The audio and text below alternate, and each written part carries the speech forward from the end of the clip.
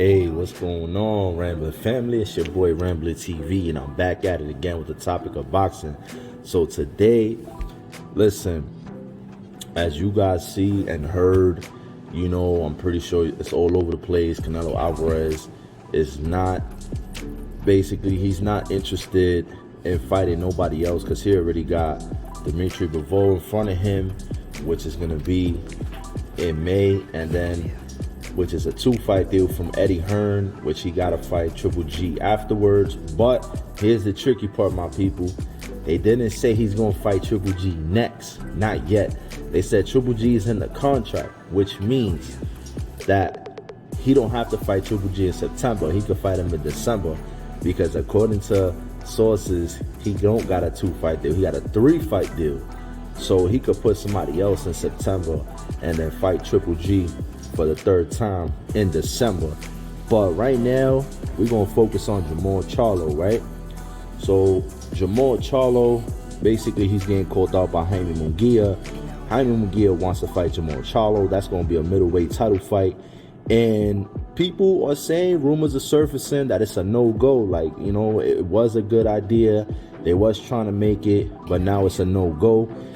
We know that both the fighters agree to whatever terms are in place for the contract. We know that the PBC is Charlo. We know that Golden Boy Promotion is Munguia. But the issue is, for some reason, Golden Boy Promotion wants the Zone to be involved, continue their partnership. And obviously, since they partners, they want the Zone to be involved. So I don't really know what's going on. I feel like if the fighters agree, it's always either the fighters. If the fighters don't agree, then it's always the promotional team. There's always some type of issue there, But according to Oscar De La Hoya, right now, he's trying to finalize the deal. He's basically saying, like, this is his top priority right now. And, he's trying to finalize it, close the deal. And, he's basically trying to stay committed to the Zone, you know what I'm saying? And he's praying and hoping that Showtime is going to collab with them, which means that if Jamal Charlo versus Jaime Munguia, once it gets announced, they're trying to make it to be a pay-per-view on Showtime. What you guys think about that? Instead of it being on the Zone, they trying to make it pay-per-view Showtime. I mean, I don't really know what's with the Zone, because I remember the Zone used to say that pay-per-view is dead. That's why they have the Zone app. But then again, it's like the Zone is trying to do things on pay-per-view. Like, I don't understand. That's the crazy contradiction back and forth. It's like, how you gonna say pay-per-view's dead, but yet you guys want to fight on pay-per-view? You know what I'm saying? It just doesn't make sense. But whatever. But so far is that there's a rematch clause for Jamal Charlo, which means that if Jamal Charlo loses, then obviously everything will be on the Zone, which is the rematch. And then according to Steven Espinoza, which I agree with Steven Espinoza 100%, he said he came up with a fair solution. He's basically saying if Charlo and his team basically are initiating the deal, which is starting the deal and basically trying to close it out and also paying for the fight, then for the first fight, they would choose the network that they want the fight to be on. Now, on the other hand, if Munguia wins, then obviously Munguia, which means that Oscar De La Hoya could then go to Eddie Hearn and do the whole, fight on the Zone if they feel like, or whatever is best for them at that moment. So, long story short, if Charlo starting this off and this money's coming out of his pocket, he should be in favor to choose the network firsthand. Now if the way I see it is like, it's only one rematch clause. The way I see it is like, if Charlo loses, he has the rematch clause, but then that gives Munguia the upper hand to choose the next network on the second hand. But if Charlo beats Munguia, I don't think that there's a rematch clause for Munguia, because nobody hasn't talked about that, But let me know what you guys think. Honestly, I think that's fair play right there. If I'm paying for something, hey, I gotta set in stone like a few rules and stuff like that. But if somebody else is paying for something, I mean, you really can't say much, because you ain't losing no money. You ain't losing nothing. Now, here we go with another story. I made a short story between David Benavidez and Caleb Plant, and they were basically, listen, it's a kind of old clip, from Caleb, but David Benavidez was most recent. But the whole thing is they already have history going on back and forth. It's too much back and forth going on, you know what I'm saying? And, basically David Benavidez is basically letting Caleb Plant know, like, here we go again, like, you talking tough and stuff like that. And he basically told him, like, listen, like, don't get knocked out again, which means Canelo knocked you out, and if you fight me, I'm gonna knock you out. You know what I'm saying? So that'll be your second knockout. And supposedly David Benavidez says it's an easy fight to make. You know what I'm saying? But yet it's an easy fight to make, and then you're telling Caleb Plant, like, let me know what you want to do. Like, my man, if this is such an easy fight to make it happen. This is the thing that's going on in boxing right now, where people are going back and forth. They're like, oh yeah, well, if he want to fight, then he can holler at me. Oh no, if he want to fight, then tell him to talk to me. Like, everybody wants that other person to come to them, because I guess it looks like they might have the upper hand and some type of high leverage over the other person, because they might say, well, you came to me, I ain't come to you. And that's the whole nonsense right now that's in boxing. Like, it doesn't matter who goes to who. Just agree to some terms, start negotiating, and let's make it happen.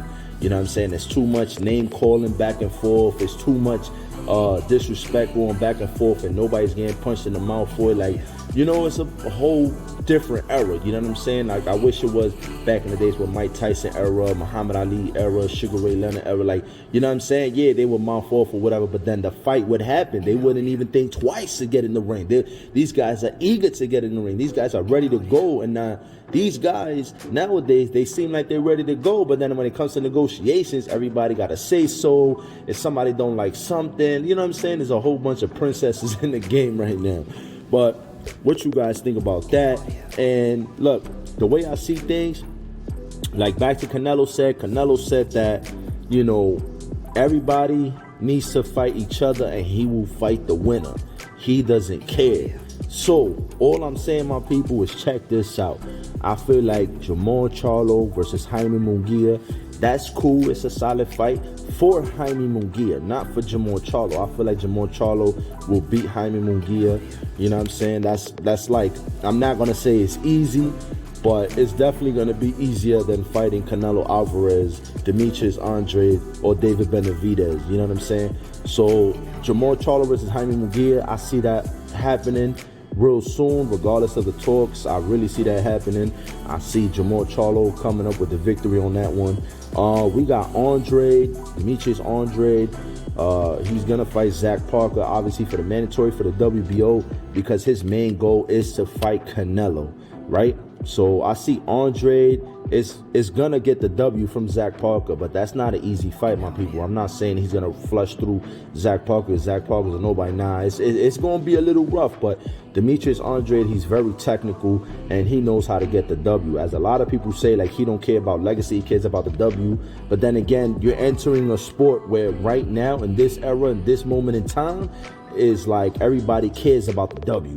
Nobody cares about legacy. Nobody cares about, oh, you lost once, that's it. Everybody rules you out. So it's a different ball game, my people. It's not the same. And then the way I see it, since Andre fights Zach Parker, Jamal Charlo and Munguia, I see David Benavidez, you might as well fight Caleb Plant for all the smack y'all been doing back and forth. Now, if you're not going to fight Caleb Plant for whatever reason, you know what I'm saying? Yo, do yourself the favor. Call out Billy Joe Saunders. That's another person Canelo has defeated. Canelo actually stopped him. Now, all I'm saying is that Billy Joe Saunders only has one loss to Canelo Alvarez. Now, if you want to make a statement, Benavidez, you can make a statement against Caleb Plant and give him his second loss, but you got to beat him in fashion. You know what I'm saying? You got to beat him quicker than Canelo. You got to make a statement. The same thing as Billy Joe Saunders. If you fight Billy Joe Saunders, you got to make a statement. You can't sit there and lollygag and sleep on the wheel.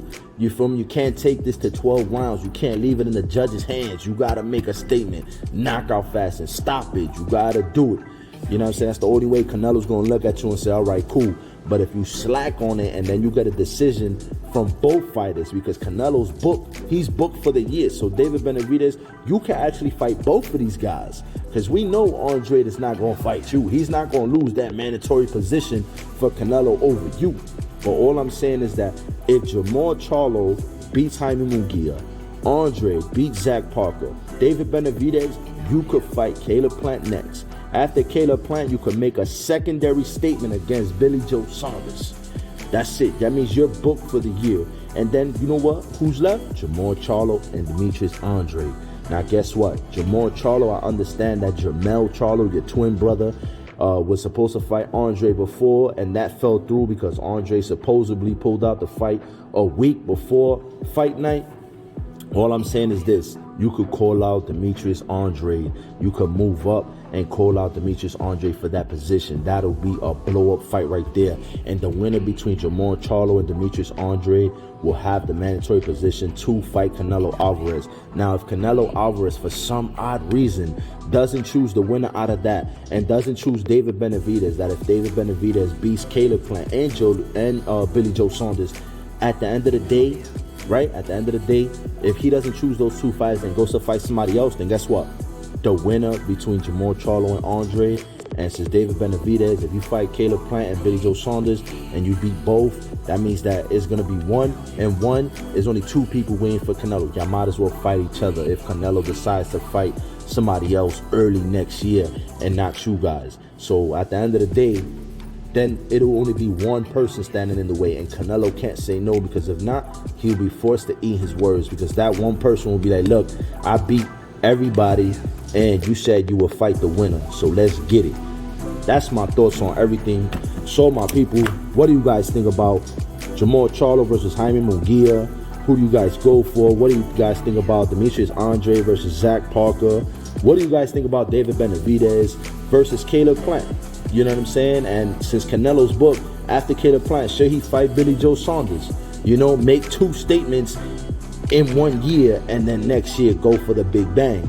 You know what I'm saying? What do you guys think about the whole scenario between Oscar De La Hoya and what he had to say, and he's trying to push for the fight, and Steven Espinoza, you know, meaning that he's coming through with a fair game plan for both sides? You know, what do you guys think? Let me know down in the comment section. Once again, give a thumbs up and definitely subscribe to the channel. I will be dropping more and more content. I'm not going to stop. So listen, man, I love the appreciation. Everybody's viewing my videos, but definitely subscribe, man. That's the only way this family is going to grow. So I appreciate everybody that's viewing my videos. I appreciate you guys, whether you subscribe or not. I really appreciate it. Always give a thumbs up if you like the video. You know, definitely share it to everybody and anybody that you say, hey, yo, you like boxing? Yo, look at this guy. Check this out. That'll be nothing but love right there. You feel me? And it's all free at the end of the day, my people. This is all free love. It doesn't cost you anything. So it's all good. Once again, it's your boy Ramblin' TV, and I'm out.